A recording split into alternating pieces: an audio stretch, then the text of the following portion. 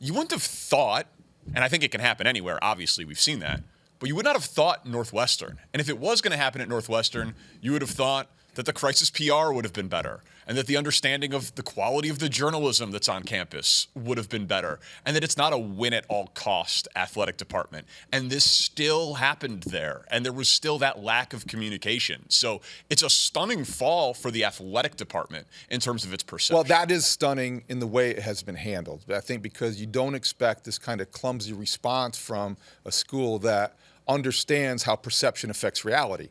That's the whole thing about the journalism program, and the students have done the best job of anybody throughout this entire process of doing their jobs. Yeah. And had the university done their jobs as well as the staff at the Daily Northwestern, they wouldn't be in the midst of a public relations crisis as well. So there's two elements here. Is that what happened with the football program, what happened with the baseball program, what happened to the athletic department, and then what happened to the crisis management team.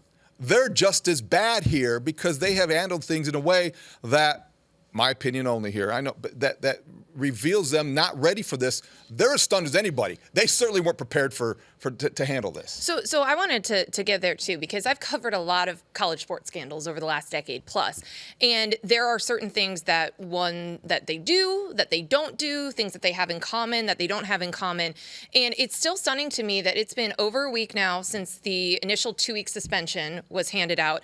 You have not had a press conference. You've not had any public accountability or accounting of what happened. You've had 3 statements, though. 3 statements, but that's it. And really well-written statements. Yeah, very crafted. But the report hasn't been released either. So when you think about transparency and how you can actually move on from a scandal, it is usually those things. I mean, I was literally looking this up before we got on the air about Maryland after the DJ Durkin investigation scandal. They had hired an outside firm.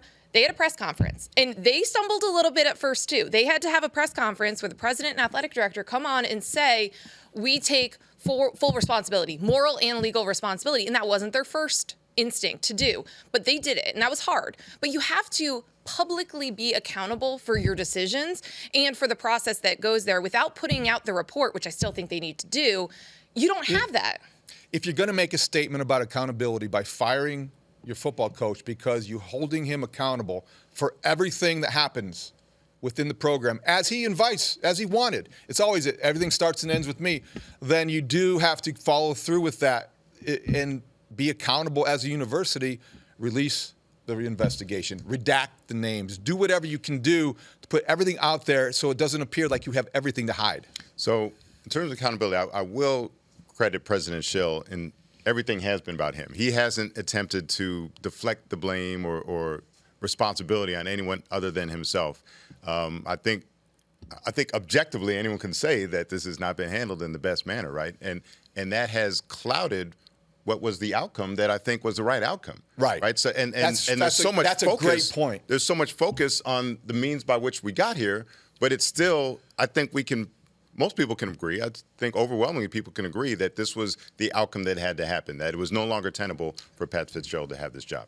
Well, I mean, they thought that the Friday news dump would work, which is very 1995 of them, right? The internet continues to exist. And I don't know, I think that there's a huge percentage of Northwestern alums, boosters, football players, that disagree with that about Pat Fitzgerald. And that's why this is going to be a weeks, months, maybe years-long story, and we'll get into it over the course of the hour in terms of the fallout for Northwestern. Jay is exactly right, though, because the focus, and I'm guilty of it as well, the focus on the process has kind of distracted us from what really happened. And the issue, either Pat Fitzgerald knew this was going on or he didn't know and should have known this was going on.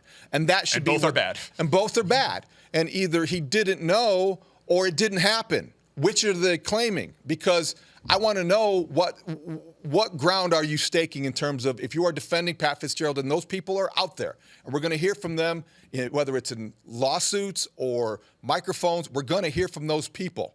I want to know, what is your claim here? Did it not happen or did he not know? I would argue, too, that the process matters because I don't think this is over.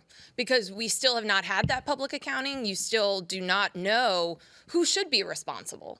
That argument would still be ongoing, too, of if you are holding the head coach accountable, then what about that person's boss? Or what about the president who, their own second statement said, I had the same information. I just talked to a couple more people, got some more feedback, but now I'm changing and making a different decision. Like, there are still questions, and that's where I don't think this is going away. And you probably need to have some public press conference, accountability conversations. I do think, and we're not going away either, because we've got an hour-long show Media to day get is into out. all of this. Media day. And the allegations are obviously terrible, but there is pushback. The line between hazing, team building, and the culture overall within football programs. We're going to get into it all coming up on The Reporters, presented by Miller Lite.